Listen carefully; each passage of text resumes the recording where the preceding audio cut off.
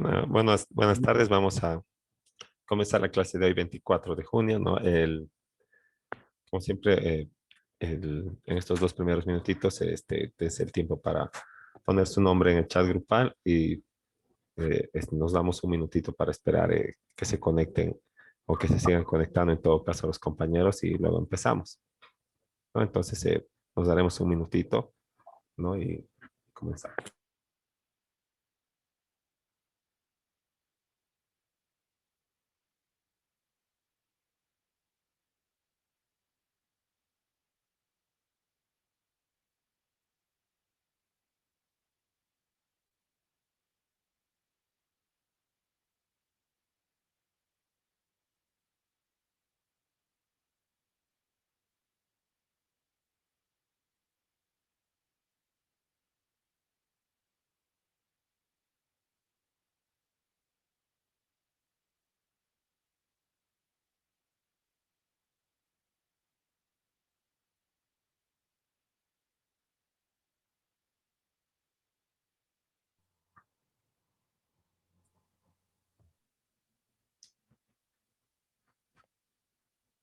Bueno, entonces vamos a comenzar con el último tema, ¿no? Que también va a ser parte del examen final. Y bueno, entonces nos toca ver lo que es la ética, ¿no? Y relacionada con el ejercicio del derecho. Habíamos visto al principio del semestre un poco lo que es la ética con el deber ser, ¿verdad? La ética es como el, como la ciencia del deber ser, ¿verdad? La ética profesional es el deber ser eh, aplicado al ejercicio de un oficio, de una profesión determinada, ¿no? Y cuando estamos hablando así, se llega a este, este ejercicio profesional de acuerdo al deber ser, ya se convierte en deontología profesional, ¿no? Que tiene algunas diferencias con la ética que vamos a ir viendo, ¿verdad? Pero también tiene similitudes, ¿no? Entonces, bueno, con carácter previo vamos a ir revisando un poco cómo se van cumpliendo las reglas éticas y hoy por hoy, más que en otro tiempo, ¿verdad? Se da mucha más importancia a las reglas, al cumplimiento de las reglas éticas o a la observancia, a la valoración desde el punto de vista ético de los actos de las personas en general y de los profesionales en particular, ¿verdad? Ya sean estos médicos, arquitectos, abogados, ¿no? Y más aún de aquellos que cumplen una función pública en relación con su profesión, ¿no? Y están siempre bajo la lupa, o todos estamos, ¿verdad? Porque ahora eh, todos nos pueden juzgar mediante las redes, ¿verdad? Existe videos, informatización, documentos, todo está registrado, ¿verdad? Entonces, el, es mucho más fácil, ¿no? Eh, revisar y valorar el carácter ético de algunos profesionales, ¿no? Y bueno, es innegable que hoy por hoy toda la gente está mucho más atenta a esa parte, al plano ético, y al cumplimiento de sus normas, ¿no? Como por ejemplo el caso del abogado Yasmani Torrico, ¿no? Tal como le dicen, el abogado del diablo, todo lo demás. El, bueno, el, no era ético su actuar, ¿verdad? Tal vez sí era efectivo y demás, ¿no? Pero no cumplía con las reglas de la ética, no es como debe comportarse un profesional, ¿no? Para obtener resultados, ¿no? Pero en esto del cobro de deudas es también, eh, es algo, digamos, difícil si alguien tiene ánimo de estafar y vos, y te hace firmar el contrato y le das el dinero, es difícil de verdad recuperar porque es gente que sabe cómo va a actuar, digamos, un abogado, todo. Y al final pierdes, ¿verdad? Y bueno, nunca se puede justificar el actuar que se ha visto, ¿verdad? Todos han valorado, ¿no? Eh, que no, en conclusión, que no era nada ético, pues como se ha cobrado la deuda, ¿verdad? Pero, eh, y Bueno, si no hubiera, digamos, un código de ética o unas normas deontológicas que se llaman, ¿no? Entonces no podríamos valorar de ético o antiética la conducta del profesional, ¿no? Pero como existen, ¿verdad? Entonces, sí la valoramos y esta desde todo punto de vista era antiética y se ha merecido una sanción, ¿verdad? Incluso ha incurrido o ha rayado en el plano delictual, ¿verdad? Cometido delitos en contra del deudor de su cliente, ¿verdad? En, todo a efecto de poder procurar el cobro de la deuda, ¿no? Como que el fin justifica los medios, ¿no? Y pero bueno, obviamente todos hemos calificado de mala, de no correcta, de antiética esa conducta, pero ¿y dónde está pues la ética del deudor? ¿No ve? O sea, si quieres hacerte el exquisito, empieza pues por uno mismo. ¿No ve? ¿Con qué cara sales así en la tele? Ya desde le has hecho proceso, todo bien, ¿verdad? Han cometido delitos contra tu persona, correcto, sí, has actuar al Ministerio Público, que le otorguen la pena, pero ¿cómo salen los medios así victimizándose? ¿Alguna vez ha dicho, alguien sabe si ha pagado su deuda?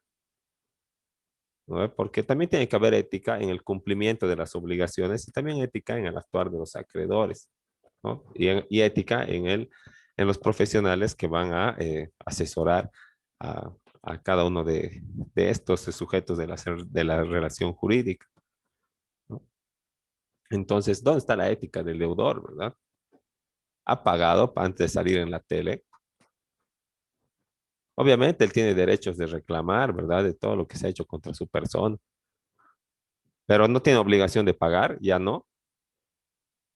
Todavía tiene, ¿verdad? Incluso si ustedes se ponen en el lugar del que él ha tenido que contratar a ese abogado, uno para,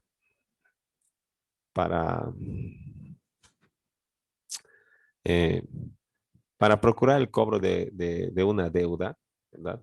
Antes de ir al juzgado, haces todo, ¿verdad? Primero, le llamas de manera amigable, vas a su trabajo o a su casa, ¿verdad? Le dices, ya pues, ¿cómo es? ¿Cuándo vas a pagar? Tal vez te está yendo mal o lo que sea, ¿verdad? Entonces, dime cuándo, así, ¿no? Un mes, 2 meses, 3 meses, te doy plazo, le das plazo y no cumple, le llamas, ya no te contesta, luego había cambiado de número, se había trasladado, ¿verdad? Entonces, ¿qué vas a hacer? Tal vez era toda tu plata, ¿verdad? O tal vez en ese momento tenías dinero como para prestar, pero ahora estás pasando por una necesidad tremenda, ¿verdad? ¿Qué pasa si se enferma tu hijo, si se enferma tu esposa, Dios no quiera, ¿verdad? Que no pase esas cosas, pero ¿qué pasa si y uno te debe y le cobras y se te hace la burla? Porque no hay cárcel por deudas, ¿no? ¿No? Entonces, si de frente no te paga, aunque haya sido tu amigo o lo que sea, ¿y qué haces? ¿No? Te ves obligado a recurrir a estas prácticas, a estos profesionales que actúan de esta manera. Y encima, no sé si han visto la propaganda, pero el Poder Judicial o el Consejo de la Magistratura te mete la conciliación judicial, ¿no? Y solamente para los derechos que sean patrimoniales, ¿no? O sea, todo lo que tenga que ver con bienes y deudas, todo eso se puede conciliar porque es de libre disposición. ¿Y qué quiere decir eso? Que vos, habiendo prestado, digamos, unos 10.000 bolivianos, por ejemplo, con la promesa y con el pacto y el interés de que te iban a devolver en 2 años unos 13.000 bolivianos, ¿no? Ahora, de que has prestado ya han pasado 4 años y nada, ¿verdad? No te han pagado ni un peso ni del capital ni del interés, tu gran amigo, así que eh, le vas a llamar a conciliación porque es un paso obligatorio antes de empezar el juicio, o tienes que renunciar a la conciliación en la demanda, ¿no? Pero te van a recomendar siempre el juez, todo lo que, o algunas personas te van a decir, no, te llama a la conciliación, ¿no ve? Mejor es pues un mal negocio que un juicio largo, ¿no? No sé cómo es el dicho, ¿verdad? Entonces vas a ir a la conciliación. ¿Y qué quiere decir la conciliación? Para mí, por ejemplo, en este en esta clase de problemas, lo único que hace la conciliación es fomentar al deudor irresponsable y moroso, ¿no?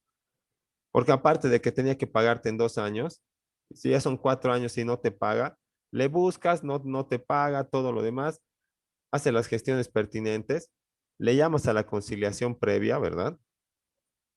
¿No? Y como te debe 13, ¿verdad? Porque 10 era el capital y 13 el interés, ¿no? Te debe 13, pero va a ir a la conciliación y te va a decir, ahorita si quieres tengo 8 para pagarte. Y todavía el conciliador te va a mirar y te va a decir, te va a preguntar si aceptas. O sea que yo me voy a prestar plata y voy a esperar, voy a incumplir y voy a esperar a que me llamen a conciliación y voy a ofrecer así menos dinero, a ver si surte, ¿verdad? ¿Y quién no va a querer? ¿No ve? Porque, digamos, si ya le has llamado a conciliación, ya le has avisado que le vas a hacer un juicio, ¿verdad? Hasta que efectivamente le hagas el juicio y le notifiques, él ya tiene tiempo para, como dice la gente, para hacer desaparecer sus bienes. ¿No ve? Y si su ánimo era de estafar desde el principio, ya no tiene nada a su nombre. Y si no hay cárcel por deudas, ¿qué vas a hacer? Yo aceptaría, digamos, ¿no? Entonces, tiene que haber ética desde los dos lados, ¿verdad? Tiene que actuarse de acuerdo a las normas, de acuerdo al deber ser, de acuerdo a la moral social, ¿verdad? Y está mal, pues, engañar desde todo punto de vista, ¿verdad? Está mal incumplir con las obligaciones a las que uno se compromete, ¿no? Sino, ¿para qué suscribes contratos? Ahora, entonces, para eso en cuanto a las partes, ¿verdad? Pero también se complica la cosa cuando uno asesora una de estas partes y tiene que actuar de manera ética en el asesoramiento o en el ejercicio de la profesión. Y para que mi actuar ético esté más o menos obligado, entre comillas, es que surgen los reglamentos de ética o los códigos deontológicos, se llaman, ¿verdad? Que establecen reglas para poder, que establecen reglas para poder dar directrices del actuar profesional y además sancionar el incumplimiento a las normas de la ética, entre comillas, porque ellos deberían definir la ética, ¿verdad? Y eso en cada rubro, en cada profesión es diferente, ¿verdad? Cada rubro tiene su propio código de ética o normas deontológicas del abogado, del arquitecto, del médico, ¿no? Entonces, estos, el, estas reglas, ¿no? Intentan, digamos, eh, detener un poquito la corrupción, la degeneración de los valores, ¿verdad? En el, más que nada dentro del ámbito económico y político, ¿no? Y bueno, ya sea por la necesidad, ¿verdad? Por, por favoritismo político, porque le debes a alguien algo, ¿no? Entonces, es innegable que la función pública y asimismo el ejercicio de las profesiones liberales se ha ido corrompiendo de, eh, con el pasar del tiempo, digamos, ¿no? Por ejemplo, ¿qué pasa si, cómo sabes vos si el contador eh, de verdad te está diciendo que tienes que pagar lo que tienes que pagar nomás? O sea, le pagas sus honorarios, todo, pero te dice, debemos 1.554 de impuestos, ¿no? Y vos agarras y le das la plata, ¿verdad? Y él tiene las boletas, él tiene las facturas, él tiene todo, ¿verdad? Y mientras la administración no te moleste, entonces bien pagado para vos, ¿verdad? Lo propio, la parte de los abogados, por ejemplo, tú quedas en un honorario, ¿verdad? Que incluye la elaboración de la demanda y todo aquello, ¿no? Entonces, cuando vas a presentar la demanda, ¿no? Le dices, necesitamos 200 pesos para presentar el primer memorial, pero en realidad no necesitan, ¿verdad? A menos que sea un proceso ejecutivo donde esté una deuda, ahí va a ir y va a pagar una boleta, pero en la boleta va a estar el monto que está pagando en ese momento de la presentación. Pero hay otros procesos que no necesitan así boleta, ¿no? Y le dicen, necesitamos 250. O te haces dar poder y ya no va a venir la parte y directo le plantas, si necesitamos unos 400 pesos para empezar, ¿no? Y aparte tus honorarios están reservados, ¿verdad?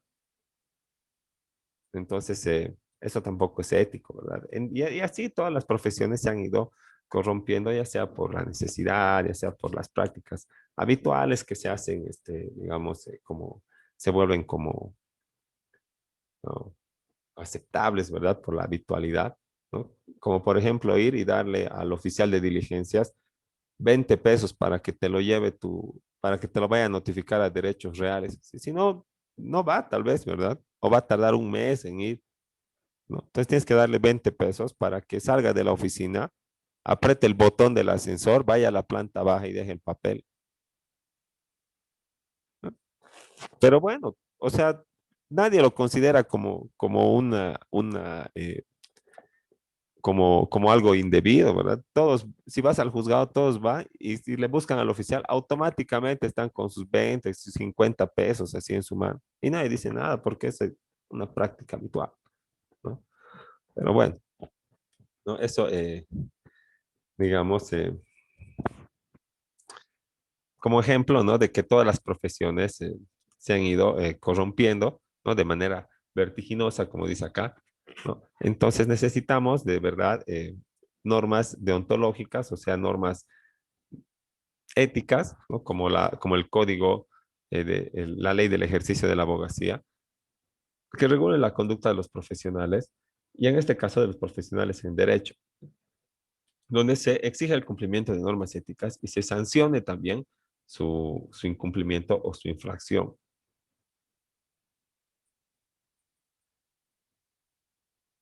¿no? Ahora, en cuanto al, a la regulación de la conducta desde el plano subjetivo, moral y ética, ya hemos visto lo que es la moral en anteriores lecciones, ¿verdad? Son dos términos que compiten al momento de recurrir a esto, de conceptualizar o recurrir a las normas no jurídicas que regulan nuestra conducta, ¿verdad? Como habíamos visto, la moral puede ser colectiva o individual, pero en conclusión es un conjunto de tesis, criterios, reglas y valores que dirigen nuestra conducta y nos hacen actuar de una determinada manera y nos hacen saber o nos permiten saber lo que debemos hacer frente a situaciones concretas, porque ya lo hemos visto, porque lo hemos vivido, porque lo hemos adquirido de nuestro entorno. Y como también ya habíamos visto, esta moral tiene dos aspectos que son muy importantes, ¿no? En cuanto a la regulación no jurídica del actuar de las personas, ¿no? La moral es valorativa porque te hace distinguir o valorar entre lo que es bueno y lo que es malo. Y también es normativa porque te ordena hacer el bien y no hacer el mal. Más allá de que su sanción sea solamente del fuero interno. eh, la norma ética eh, te, bueno, prescribe hacer lo correcto o lo bueno o lo justo sobre lo incorrecto o lo malo o lo injusto, ¿no? Y en definitiva, podríamos decir, como establece nuestra diapositiva, que la moral es un conjunto de principios, preceptos, mandatos, prohibiciones, permisos, patrones de conducta, valores, ideales de vida buena, que en su conjunto conforman un sistema más o menos coherente propio de un colectivo concreto en una determinada época histórica. Y la moral es un sistema de contenido que refleja una determinada forma de vida, ¿no? Pero esta forma de vida, ¿verdad? Que digamos hace a la moral colectiva, no siempre es compatible con las convicciones o la moral individual de cada uno de los miembros, ¿verdad? Sino que es un modelo de buena conducta socialmente establecido, ¿no? Y cuando uno de los miembros, ¿verdad? Desde su moral individual, infracciona la moral o las normas del conjunto social, se merece pues una infracción para que vuelva a la regla y al camino de la moral, ¿eh? Entonces, como señala acá, es un modelo de buena conducta socialmente establecido, ¿no? Porque puede ser que no, que tu moral individual no armonice con la colectiva, pero ni modo, pues tienes que actuar de esa manera porque si no va a conllevar una sanción, porque la moral es fuente del derecho, ¿verdad? Y si el derecho refleja los valores morales, entonces obviamente cuando infracciones un valor moral, hoy en día va a haber una norma que también vas a estar, va a haber una norma que también estás infraccionando. Y es así que nuestra Constitución establece derechos, valores y principios, ¿verdad? Entre ellos, obviamente, buena fe, vivir bien, ¿no? En- dignidad, ¿verdad? Que se, que se traduce en que, bueno, las personas tenemos que actuar de manera ética, ¿no? Frente a los demás, porque si no, nuestros actos van a merecer una sanción. Bueno, la Constitución no establece sanciones, ¿verdad? Si abren la Constitución y leen de canto a punta, van a ver los derechos, van a ver las funciones de los poderes, de lo que puede ser el presidente, ¿verdad? Pero no van a ver un capítulo que diga, por incumplir los derechos de los artículos tanto al tanto, ¿verdad? Sanción penal, sanción civil, administrativa, disciplinaria. No, eso se guarda para las leyes, ¿no? Pero no por ello quiere decir que los derechos pueden ser incumplidos o las normas constitucionales pueden ser incumplidas a gusto y sazón de toda la gente, ¿no? Sino más bien tienen que ser las más protegidas. Y bueno, es así que el Tribunal Constitucional ha dicho que los derechos son justiciables en todas las etapas. Así que yo puedo demandar en cualquier etapa, o sea, ante un juez, ante un tribunal, en primera instancia, segunda o cualquier otra, eh, el cumplimiento de mis derechos o la observancia de los valores y los principios que están establecidos en la Constitución, ¿no? Ahora, la, en cuanto a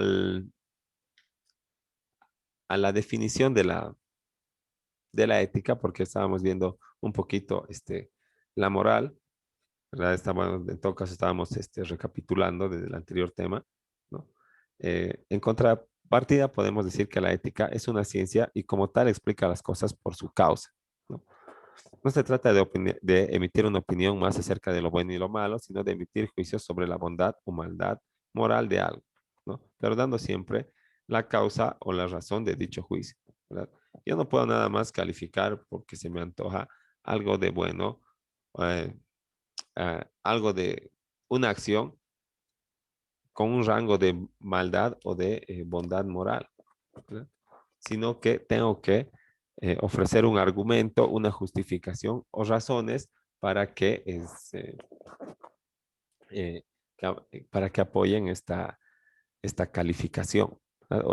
O este juicio de valor, ¿no? Entonces, al realizar esta justificación, obviamente estamos explicando, ¿verdad? Un fenómeno, ¿no? O sea, el acto exteriorizado, ¿no? Por sus causas, ¿no? Entonces, siempre estamos valorando, describiendo y valorando un fenómeno, ¿verdad? Y eso no lo hace el arte, ¿verdad? Eso lo hace la ciencia y por eso es una ciencia, ¿no? Porque además tiene, como hemos señalado, un carácter eminentemente racional, ¿no? Para calificar de bueno o malo y argumentar con razones para apoyar mi posición, obviamente tengo que tener una actividad reflexiva previa o una actividad racional, ¿verdad?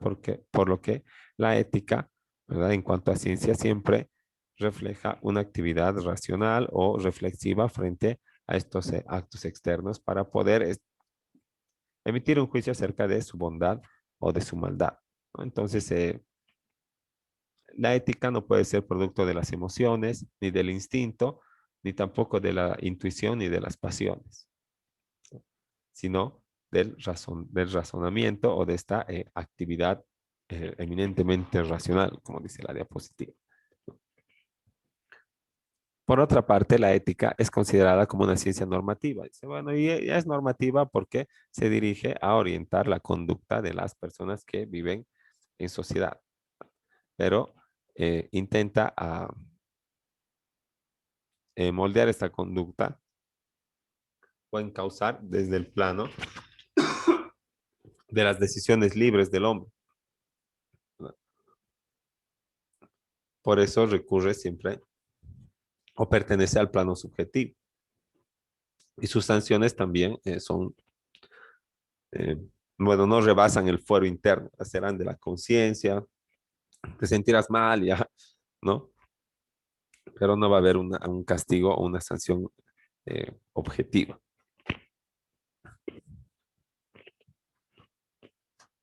Ahora, así, la ética o esta ciencia de la ética, ¿no? Tiene un doble objeto, un objeto material y un objeto formal. Y el objeto material es la cosa que se estudia, en este caso, un acto exteriorizado de alguien que vamos a intentar calificar o dar otorgarle un grado de bondad o de maldad, ¿no? Y el objeto formal es esta bondad o esta maldad que está intrínseca en estos actos, ¿verdad? Entonces, ese es el objeto de la ética material y formal, ¿verdad? Material el acto y formal su carácter de bondad o de maldad de este mismo acto. El, eh, ya se nos va a terminar el tiempo, ¿no? Pero haremos esta diapositiva más y luego nos damos un receso para poder a la vuelta, ¿no? Avanzar un poquito de esto de la deontología y darnos unos 15 minutitos, como siempre, en estas últimas clases para poder hacer avanzar en el trabajo final, ¿no? Entonces, indudablemente existen, ¿cómo se llama? Diferencias entre la moral y la ética, pero también existen similitudes o identidades, ¿no? El, en cuanto a las similitudes o al campo de conexión, podemos decir que tanto la moral como la ética se dedican a dirigir la conducta o orientar nuestras acciones, ¿no? Pero la moral la intenta orientar de manera directa, ¿verdad? Con con las normas o con la moral social que está vigente en ese momento y lugar determinado. Pero la ética no tiene una incidencia inmediata en nuestra vida cotidiana. Así pues, su objetivo es indicar qué concepción moral es más razonable. Entonces, no, no, no andamos toda la vida en todos los actos que tenemos a diario, calificando si este acto tiene bondad o maldad, ¿verdad? Porque puede ser que existan actos objetivos que no revisten pues este carácter de moral, de maldad, digamos, son de mero trámite, por así decirlo, ¿no? Entonces, el, no tienen incidencia, como dice, en toda nuestra vida cotidiana, ¿no? Pero puede servir de modo indirecto para orientar eh, su objetivo o indicar qué concepción moral es más razonable, ¿no? De acuerdo a la reflexión, ¿verdad? Que se hace del, en este caso, de la ética profesional, ¿no? Del deber ser, desde del actuar de cada uno de los profesionales en los diferentes rubros, ¿no? Ahora, a pesar de mostrar sus diferencias en la práctica, no podemos separar en forma absoluta la moral ni de la ética, porque la moral representa lo vivido, ¿verdad? Las experiencias y lo que es qué es lo que conforma la moral, ¿verdad? Y la ética es la reflexión sobre estos actos vividos, ¿verdad? Entonces no podemos separar la moral de la ética porque no podemos separar lo vivido de lo reflexionado, ¿verdad? Porque nuestras reflexiones siempre están orientadas o versan sobre la vida o sobre lo que hemos experimentado, ¿no? Entonces vamos a quedar ahí y en 5 minutitos les comparto otra vez el enlace para avanzar un poquito más y luego darnos ese tiempito, esos últimos minutos para continuar con el trabajo final. Hasta luego.